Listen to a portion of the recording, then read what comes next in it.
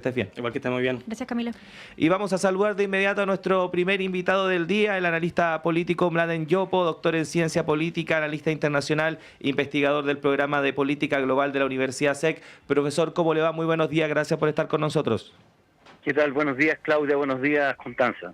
Sí, profesor, queremos conversar con usted respecto de la información internacional del día de ayer, este acuerdo que se firmó ya en Egipto, que vendría a poner fin a las hostilidades por parte del Estado de Israel en territorio palestino, pero que abre una serie de dudas, de interrogantes respecto de cómo se viene el futuro en Medio Oriente. ¿Cómo ponderar lo que ocurrió ayer, profesor? Bueno, primero que nada, yo creo que hay que celebrar cualquier alto al fuego, sobre todo en una situación donde una población muy grande estaba viviendo en condiciones infrahumanas, condiciones que llamaban directamente organismos de Naciones Unidas y otros organismos internacionales de derechos humanos, digamos, llamaban genocidio. Por lo tanto, yo creo que eso hay que celebrarlo. En esa perspectiva, yo creo que todo alto al fuego, digamos, que de alguna forma permite respetar vidas, digamos, y salvar vidas, es importante. Lo segundo es que este no es un acuerdo de paz, es solamente un alto al fuego. Y hay un largo camino para la paz. Aquí hay ciertos acuerdos básicos, ¿no es cierto?, y algunas medidas de confianza, fundamentalmente, que han permitido ir generando, ir relajando ciertas situaciones como el ingreso de 600 camiones, o entre 500 y 600 camiones diarios de alimentos para una población que en el fondo estaba en condiciones de inanición, digamos. Entonces, en esa perspectiva, yo creo que hay condiciones de alguna forma que se van generando que son positivas. Ahora, digo que hay un largo trecho en el fondo para la paz, porque el acuerdo, de alguna forma, estos 20 puntos, ¿no es cierto?, que firmaron, ¿no es cierto?, Estados Unidos, Qatar, Egipto, Turquía, entre otros, ¿no es cierto?, que fueron ratificados recientemente en Egipto, en el balneario, balneario egipcio, digamos, donde asistieron más de 30 figuras internacionales, desde presidentes europeos hasta el presidente de la FIFA o el secretario general de Naciones Unidas. Dejan muchos espacios abiertos y condiciones que podríamos llamar asimétricas. Fundamentalmente, ¿cuáles son los elementos más importantes? Primero, se está pidiendo, ¿no es cierto?, primero un plan que evidentemente va por etapas, con 3 etapas distintas, ¿no es cierto?, retiros parciales de Israel, del 53% al 40%, al 15%, digamos, de lo que es el territorio de Gaza. Pero sin embargo hay temas fundamentalmente que no son resueltos. El tema, por ejemplo, del desarme total de Hamas. Y en ese sentido el grupo islamista, ¿no es cierto?, se niega un poco a hacerlo si no hay una retirada total de las tropas israelíes, lo que en el fondo Israel no está dispuesto a hacer en este momento. Segundo, yo diría que tiene que ver con la futura gobernanza de la franja, que es otro punto de las negociaciones que está por determinarse. El plan de Washington contempla que es un organismo internacional que administra el territorio y sea supervisado por tecnócratas palestinos, un término bastante ambiguo, ¿no es cierto?, sí, que se encargarían de los asuntos cotidianos. Sin embargo, el tema fundamentalmente es que esto nuevamente está negando problemas de fondo que tienen que ver con la autonomía del pueblo palestino y con la generación del Estado palestino. Y ahí hay un tema no menor. El mundo habla un poco de Hamas, evidentemente, como un movimiento terrorista. Sin embargo, el tema del terror ha estado presente en la zona durante mucho tiempo en términos de acciones y reacciones.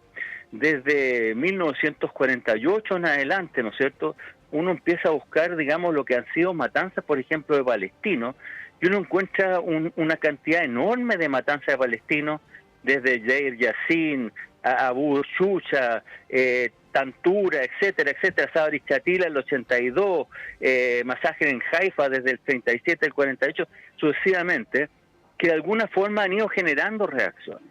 Y esto han generado reacciones que evidentemente van generando una espiral de violencia. Por lo tanto, hoy, ¿no es cierto?, lo que ha generado las matanzas, ¿no es cierto?, en el caso de Gaza, ¿no es cierto?, ha sido, si bien un debilitamiento en términos logísticos de Hamas, el grupo Hamas, de alguna forma, tiene una representación cada vez mayor en lo que es Gaza. Hay un gran artículo en el Foreign Affairs de Leila Sobrak, digamos, donde habla que en el fondo Hamas está incorporando cada día más a más yihadistas, ¿no es cierto?, a su fila, producto de este sentido de violencia, esta espiral de violencia que se ha acentuado en la zona. Entonces, de alguna forma, como dice el presidente, ¿no es cierto?, egipcio, Abdel Fattah al-Sisi, ¿no es cierto?, la solución pasa en el fondo por el tema de la generación de dos estados en el caso de Palestina, entre Israel y Palestina. Y eso es un tema que no está puesto en los 20 puntos. Sí, profesor, Tampoco yo quería preguntarle está puesto por en los eso. 20 puntos, ¿no es cierto?, temas que de alguna forma están tienen que ver directamente con el tema del derecho internacional y el derecho humanitario. No nos olvidemos que el primer ministro Netanyahu, el ex ministro de Defensa, Galán, de alguna forma están acusados de crímenes de guerra. Y muchos soldados israelíes hoy día están acusados de crímenes de guerra, digamos, y que de alguna forma van a tener que buscar algún nivel de justicia. Aquí hay un tema de verdad, justicia y reparación que tiene que darse. Sí. Y eso es un tema que no está en los 20 puntos, antes de pasar ese ni tema, mucho menos. Disculpe que lo interrumpa, quería preguntarle por que justamente lo que va a pasar con Netanyahu y bueno, el gobierno israelí es muy importante, pero antes de pasar ese tema, quería preguntarle justamente por la paz duradera, porque la creación de un Estado palestino es por lo que ha presionado la comunidad internacional, pero es también un punto importante de Hamas, y para Hamas decía, nosotros no vamos a dejar de existir, lo estoy parafraseando claramente, mientras no existe un Estado palestino, ¿no? Eso no es parte del trato. Ayer Donald Trump además evitó referirse al tema en el Air Force One, hablando con la prensa, decía, no estoy hablando de un solo Estado, de doble Estado, como también relativizando el tema, tratando de capitalizar también este punto político de, bueno, tenemos la paz ahora y quedémonos con eso, ¿no? Pero finalmente, ¿qué tan duradera puede ser la paz si es que no tenemos la independencia del pueblo palestino y el Estado palestino reconocido, ¿no? Sí, sí, por cierto, ese es el tema de fondo, ese es el tema de la resolución 181 del año 1947 de Naciones Unidas, que de alguna forma hablaba de dos estados, ¿no es cierto?, teniendo Jerusalén una capital tripartita, por alguna forma decirlo, casi universal, parte, digamos, para lo que es el pueblo palestino y parte para lo que es el Estado de Israel. Y en esa perspectiva, si no existe, digamos, un sentido de buscar las causas de fondo que han ido generando esta violencia y que han ido generando este desmedro del pueblo palestino, sí, de alguna forma va a seguir existiendo el tema, digamos, del conflicto, y que en momentos determinados va, como ha sido recurrente a lo largo de la historia, caer, digamos, o resultar, ¿no es cierto?, en actos de guerra o actos, digamos, de violencia extrema. Por lo tanto, el tema, digamos, hoy día de la solución pasa por todo Estado para quitar ciertos elementos de fondo, ¿no es cierto?, que de alguna forma están incentivando lo que son ciertos actos de violencia. Pero aparte de eso, Israel tiene también, digamos, una serie de elementos que de alguna forma tiene que cumplir otras resoluciones de Naciones Unidas, como es el hecho del retorno a cierta gente palestina, ¿no es cierto?, a sus casas, ¿no es cierto?, que hoy día están en el territorio de Israel, o la restitución de bienes. Es decir, hay una serie de elementos que hoy día Israel tiene que entrar a cumplir, porque de alguna forma aquí se ha desmedrado a un pueblo en beneficio de otro, y eso es un tema clarísimo. Uh-huh. Ahora, el tema de fondo que aquí el presidente Trump de alguna forma está utilizando, evidentemente, el tema, digamos, del alto al fuego, en beneficio propio, sí, no solamente para poder fortalecer lo que se llaman los acuerdos de Abraham, ¿no es cierto?, que es la relación entre Israel fundamentalmente con los países del Golfo, buscar una nueva relación que de alguna forma opaque a sectores más radicales o considerados radicales, como el caso de Irán o el caso de Yemen o lo que fue Siria en su momento, sino también en términos internos. Él está buscando de alguna forma consagrarse, ¿no es cierto?, como un hacedor de paz, fundamentalmente viendo lo que van a ser las elecciones de medio término y todos los conflictos internos que tiene fundamentalmente con temas económicos, desde el cierre del gobierno hasta el tema de la inflación. Por lo tanto, él tiene una visión muy transaccional de esto, además de haber querido, digamos, el premio Nobel, por cierto. Uh-huh. Pero en esa perspectiva yo creo que él no tiene una visión concreta en términos del concepto de justicia, digamos, y el concepto de paz más profundo. Sí. Por lo tanto, yo más bien me quedo con lo que es el tema, digamos, fundamentalmente puesto por el presidente egipcio, ¿no es cierto?, de la necesidad de los estados para buscar la paz, como un elemento fundamental. Y eso implica avanzar desde, ¿no es cierto?, generar mayores medidas de confianza y restituyendo ciertas potestades, por ejemplo. Sí. El caso de los asentamientos es otro tema.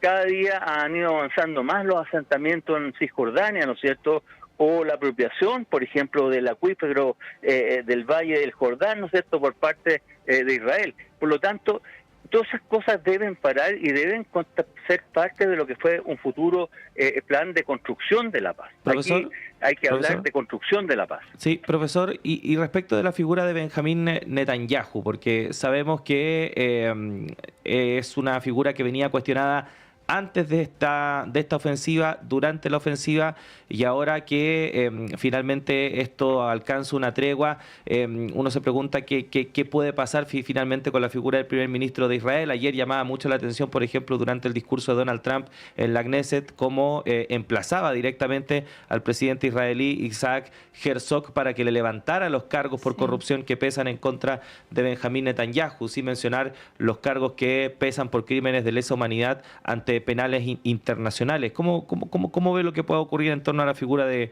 primer ministro de Israel, profesor?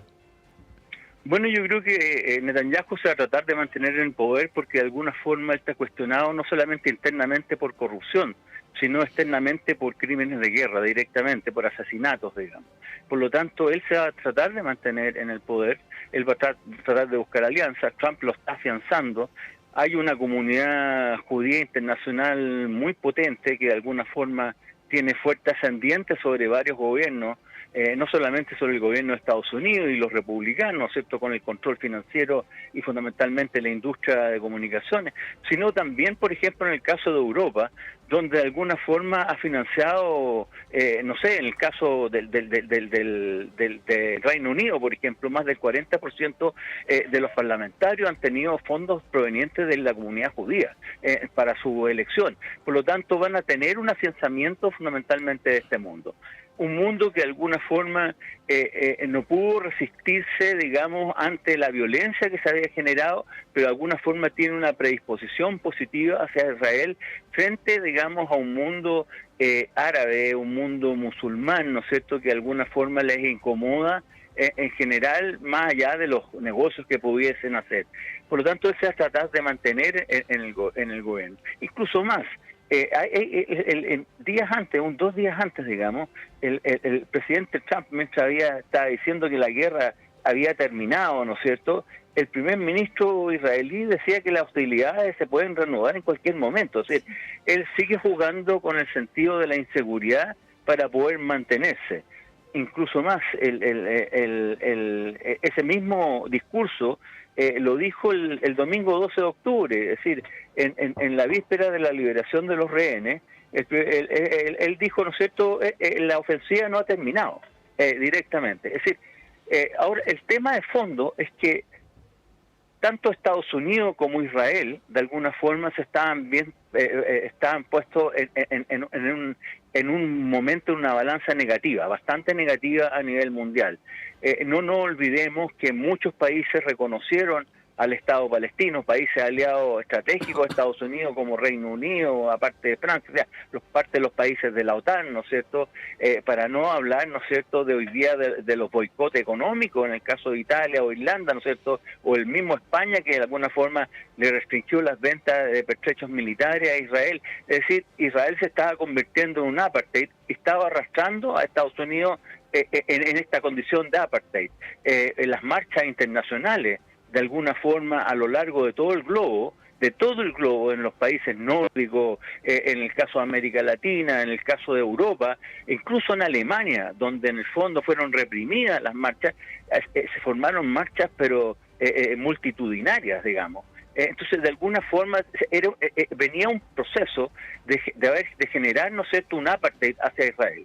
Incluso algunos países estaban pidiendo, digamos, la expulsión de Israel de Naciones Unidas, lo que evidentemente no iba a pasar con el derecho a veto que tiene Estados Unidos. Sin embargo, llegaba un momento donde lo que se llama este poder blando y con condiciones de alguna forma que estaban erosionando situaciones de poder duro como el tema económico, de alguna forma podían entrar a afectar. Entonces Trump decide, digamos, en esta condición también usar un poco esta situación para poder revertir esta pérdida de poder, ¿no es cierto?, a nivel mundial, porque de verdad se generó una conciencia sobre la necesidad del Estado palestino como nunca antes. Yo diría que en el fondo, a pesar de las matanzas que han habido, a pesar de los crímenes que han habido, a pesar del rompimiento constante de Israel del derecho internacional, por ejemplo, con los asesinatos selectivos o con los bombardeos a otros países, desconociendo, ¿no es cierto?, las normas y las cartas de Naciones Unidas, nunca había habido tanto, digamos, apoyo al caso palestino como ahora, a pesar de los rehenes, a pesar de la actuación violenta en extremo, ¿no es cierto?, generada por Hamas hace un poco más de 2 años y la toma de rehenes. Profesor Mladen Yopo, doctor en Ciencia Política y analista internacional, investigador además del programa Política Global de la Universidad SEC. Muchísimas gracias por acompañarnos esta mañana.